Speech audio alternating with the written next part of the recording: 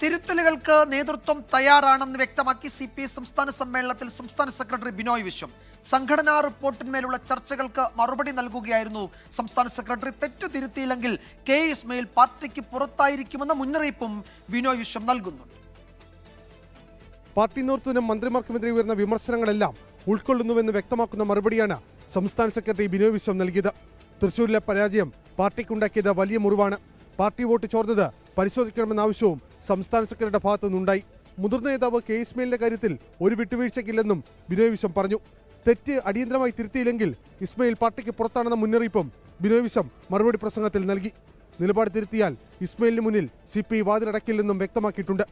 Lockup മർദ്ദനത്തെ ശക്തമായി എതിർക്കുന്ന നിലപാട് മുന്നണിയിലും സർക്കാരിലും CPI എടുക്കുമെന്ന് ബിനോയ് വിശ്വം മറുപടി നൽകി. ADGP MR കുമാറിനെതിരായ നിലപാടിൽ വിട്ടുവീഴ്ചയില്ല. റിപ്പോർട്ടിൽ ആ വിമർശനം ഉൾപ്പെടുത്താതിരുന്നത് സർക്കാരിനെതിരെ പ്രതിപക്ഷം അത് ആയുധമാക്കാതിരിക്കാനാണെന്ന വിശദീകരണവും സെക്രട്ടറിയുടെ ഭാഗത്തുനിന്നുണ്ടായി. DGP പദവിയിലേക്ക് അജിത് കുമാറിനെ കൊണ്ടുവരാൻ ശ്രമം നടന്നാൽ എതിർക്കുമെന്നും ബിനോയ് വിശ്വം പറഞ്ഞു.